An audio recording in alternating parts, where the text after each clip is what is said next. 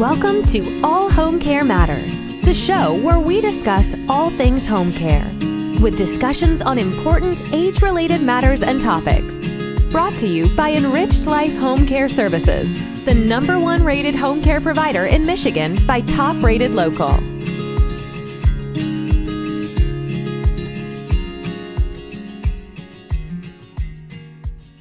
Hello and welcome back to All Home Care Matters. If this is your first time visiting us here at the show, we want to say thank you for taking time out to be with us today. We appreciate how valuable everyone's time is, and that's why we try and make each episode here at All Home Care Matters something that hopefully matters to you. Today we're going to be talking about seniors and isolation. We'll talk about some common causes of isolation as well as the risks that come along with social isolation. Then we'll conclude the episode with ways that you can prevent isolation and include seniors. Now let's move on to the rest of the show. Socialization is an important aspect of life. It's a part of the third level of Maslow's hierarchy of needs, love, and belonging. Only safety and ensuring one's physiological needs, such as eating and sleeping, are more important than socialization. Luhmann's module, Introduction to Sociology, tells us that socialization is the lifelong process through which people learn the values and norms of a given society. Socialization, though, is not the same as socializing. Socializing is to mix socially with others, for example, family, friends, neighbors, and coworkers, whereas socialization is a process that may include socializing as one element, but is a more complex, multifaceted, and formative set of interactive experiences. It is also an adaptive, lifelong learning experience because society is constantly changing and because we may find ourselves in new situations, such as a new job with different norms and values, or in a different familial role, such as that of a parent or a caregiver to an older relative. Oftentimes, we think of socialization as something children need to learn how to interact in society, but it applies to all age groups, including seniors. Asbury Communities says that social interaction has been a major part of cognitive development from the day you were born. Early relationships and interactions with parents, siblings, friends, and teachers taught you how to speak, interpret, express emotions, and expand your knowledge. As an adult, socialization is just as important in keeping your brain active. Building social networks and participating in social activities are like exercises for your brain because they keep your mind agile and improve cognitive function. And socialization can even help prevent mental decline and lower the risk of dementia. A 2017 study published by researchers at the Cognitive Neurology and Alzheimer's Disease Center of Northwestern University's Feinberg School of Medicine found that individuals 80 and above with the mental agility of 50-year-olds all had one factor in common: a close-knit group of friends. Not only does socialization play an important role in cognitive function, but it is also necessary for maintaining your mental health and keeping you happy. Even just occasional social activity can lower stress levels, decrease depression and anxiety, and improve overall life satisfaction. Dr. Cole, the director of the Social Genomics Core Laboratory at UCLA, says that loneliness acts as a fertilizer for other diseases. The biology of loneliness can accelerate the buildup of plaque in arteries, help cancer cells grow and spread, and promote inflammation in the brain, leading to Alzheimer's disease. Loneliness promotes several different types of wear and tear on the body. Now that we've talked a little bit about the differences between socialization and socializing, let's move on to some of the common causes of isolation, more specifically, causes of social isolation. Vista Springs Living says that it's very common for seniors and older adults to avoid socializing. But why? For some, it's because of the decreased mobility they have as they age. When it's hard to drive or get in and out of vehicles, or if you need to use a walker or wheelchair to get around, going out and socializing becomes a demanding and laborious task. In addition to struggling with mobility, seniors can find themselves having much less energy throughout the day and becoming exhausted quickly, making evening dinners and events tiring rather than invigorating. It also becomes more difficult to navigate unknown environments, so staying at home becomes a preferable option to going out. For some seniors, though, there are more than just physical barriers between themselves and socialization. As adults age, it can become more and more challenging to be emotionally available for family and friends. Seniors may be upset at their condition or frustrated in general and want to avoid interactions and isolate themselves, thinking that will be the better option. However, the opposite is often true. According to seniors at home, older adults often experience their social world shrinking as retirement, the death of friends and family, or lack of mobility make participating in social activities more difficult. For those who become socially isolated or who feel persistently lonely, the consequences can be dire and even life threatening. Tracy Davanova, director of Seniors at Home, says, "We see older adults every day who are disconnected from their community. Social isolation and the associated health risk for seniors is a critical issue facing our community." The COVID 19 pandemic has created hardships for many during the past year and has isolated all generations. According to the Cleveland Clinic, experts have worried about the effects of the pandemic on mental health. This is especially a concern for older adults who've been encouraged to be extra careful because they're at greater risk for getting very sick with or dying from COVID 19 if they get it. But being homebound and isolated from others can have unhealthy effects. For example, studies show that chronic loneliness can worsen memory in older adults and cause other declines in mental and physical health. Many seniors already deal with isolation, and we've seen it worsen during the pandemic, says geriatric physician Kathleen Rogers. Now that we've discussed how social isolation and isolation in general can be detrimental to seniors, let's move on to the health issues and risks that are associated with isolation.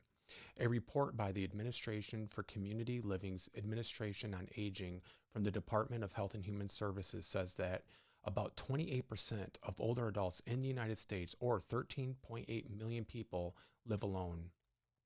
An older adult living alone is not automatically isolated, but they have a higher likelihood of being socially isolated than other age groups. Living alone is the biggest risk factor for older adults when it comes to isolation. But according to St. Paul's Senior Services, other risk factors include the death of one's spouse, children moving away, a change in living environment, the deterioration of a friend network, often due to death, the fear of becoming a burden, the fear of going out and incurring an injury, and difficulty communicating through language barriers and hearing problems, and illnesses, particularly dementia. Each of these factors can lead to increased loneliness in seniors, and increased loneliness can, in turn, lead to a number of serious health effects. Geographical isolation when living alone or even with a caregiver or spouse can make it difficult to get to appointments, run necessary errands like picking up prescription medications, and socialize in person. Technology, though, has made it easier for older adults to meet with their doctors. Telehealth appointments, which are appointments where you meet with your doctor virtually, have been around for a few years but have increased in popularity during the pandemic. Telehealth appointments help older adults maintain their health, but getting prescriptions is still an issue. Some pharmacies offer delivery, but only within a certain area, so seniors living in rural areas do not qualify for delivery. And companies that offer prescription deliveries may deliver to the senior, but they can be quite costly. And the price of the delivery, in addition to the cost of the prescription, may be more than they can afford. According to the CDC, social isolation significantly increases a person's risk of premature death from all causes, a risk that may rival those of smoking, obesity, and physical inactivity. Social isolation is also associated with an estimated 50% increased risk of dementia, and the increase of dementia already increases with age. Poor social relationships characterized by social isolation or loneliness is associated with a 29% increased risk of heart disease and a 32% increased risk of stroke. On top of all these, loneliness is associated with higher rates of depression, anxiety, and suicide. Loneliness among heart failure patients is also associated with a nearly 4 times increased risk of death, 68% increased risk of hospitalization, and a 57% increased risk of emergency department visits. If you are worried about your loved one being lonely or isolated from others, ask them if they're feeling lonely. They may not even realize they are lonely if no one presents the question to them. Your loved one may also be embarrassed to express their feelings of loneliness to you and may not tell you on their own. If you believe that a senior in your life may be struggling with loneliness, St. Paul's Senior Services recommends that you look for these signs and symptoms: sadness or feelings of despair, loss of interest in hobbies, socializing, or other daily activities, lack of energy or motivation, sleep disturbances and memory problems, unexplained or aggravated aches and pains, and neglect of personal hygiene and other routines. Identifying loneliness and isolation is just the first step. Reducing and preventing loneliness and isolation takes time and effort, and the amount of socializing someone needs varies from person to person. Luckily, we have gathered a few suggestions on how to prevent isolation for you. But before we jump into ways to prevent isolation, let's talk about a few of the benefits of socializing with friends and loved ones. According to Psychology Today, an active social life may mean you live longer. People with more social support tend to live longer than those who are more isolated, and this is true even after accounting for the overall level of health of your loved one. Socializing also brings a higher likelihood that you will enjoy better physical health. Social engagement is associated with a stronger immune system, especially for older adults. This means that you are better able to fight off colds, the flu, and even some types of cancer. Psychology Today also tells us that you will likely enjoy better mental health if you have a healthy social life. Interacting with others boosts feelings of well being and decreases feelings of depression. Research has shown that one way to improve your mood is to work on building social connections. Some studies have even shown that socializing may lower your risk for dementia. More recently, there has been accumulating evidence that socializing is good for your brain health. People who connect with others generally perform better on tests of memory and other cognitive skills. And in the long run, people with active social lives are less likely to develop dementia than those who are more socially isolated. According to home care assistants, socialization can increase the quality of life and promote purpose. As we've already talked about today, studies show that loneliness and senior health issues have been correlated, and that loneliness is a risk factor for functional decline and death in older people. Making sure we stay social and connected can not only extend the length of our lives, but the quality of them as well. Spending time with others helps us feel useful and that our life has a greater purpose. When we have something to do, somewhere to go, and someone counting on us, it feels good. Being around people we love makes life more fulfilling. When others count on us, we are more likely to take care of ourselves and stay healthy for as long as we can. Both of these benefits can improve a quality of life and give you a purpose in life. It creates a cycle that encourages socialization. When we are enjoying spending time with people, we feel better and we want to socialize more, and that cycle continues to repeat. We've talked about the health issues and risks that comes with isolation as well as the benefits of socialization. Now let's move on to how seniors and you as their loved one can prevent isolation. Vista Springs Living says that there are plenty of ways for you to be social or to help a loved one stay social as they age. Opportunities for socialization include senior hobby groups like gardening, bird watching, cooking, or collecting clubs. Talking to others about what they enjoy and sharing in others' enjoyment is a great way to socialize and can be a great incentive for those that may be shy or would not want to normally participate in conversations. And volunteering is another great way for older adults to socialize and help out their community. Volunteer groups and organizations can also give a sense of purpose to older adults after retirement if they start to feel lost. Helping others that are less fortunate than they are can help put things in perspective for seniors, especially if they are helping others who are isolated and encourage them to participate in more social activities. Walking or senior sports groups encourage socialization as well as physical health. Socializing while exercising can help motivate seniors to exercise, which can help improve their overall health and quality of life. Using social media and technology can help homebound seniors connect to friends and loved ones, as well as supplement in person visits for seniors that are unable to get out as often as they would like. Businesses and organizations have taken advantage of social media and technology over the pandemic and have started offering virtual classes, both paid and free, that seniors can take to stay involved and keep up with their favorite activities. Speaking of activities, activity groups like arts and crafts, movie watching, or book clubs are another great way to involve your loved one in social activities and keep them engaged in conversation. Just like with hobby groups, activities that your loved one enjoys and can be done with or around other people are a great way to prevent isolation. The last thing that Vista Springs Living suggests to prevent isolation is group health activities like music therapy or meditation. These less intensive activities can improve your loved one's overall health and are helpful for seniors that need any form of therapy. Water aerobics classes are a great example of this. When seniors are self isolating, it's important to keep up efforts to engage them. Find out what their hobbies are and what groups are in your area that they can join. You can find groups and classes at your local senior center or library, and your doctor may also have suggestions or recommendations to prevent isolation. The CDC recommends the following national organizations for more resources. The AARP. The AARP provides helpful information to seniors to help improve quality of life and provides access to community connection tools. Area Agencies on Aging, or the AAA, has a network of over 620 organizations across America that provides information and assistance with programs including nutrition and meal programs, counseling and home delivered or group meals, caregiver support, and more. The website can help you find your local area on aging and may provide classes in things such as Tai Chi and diabetes self-management. Elder Care Locator is a free national service that helps find local resources for seniors, such as financial support, caregiving services, and transportation. If you visit their website, you can also check out their brochure that shows how volunteering can help keep you socially connected. The National Council on Aging works with nonprofit organizations, governments, and businesses to provide community programs and services. This is the place to find what senior programs are available to assist with healthy aging and financial security, including the Aging Mastery Program that is shown to increase social connectedness and healthy eating habits.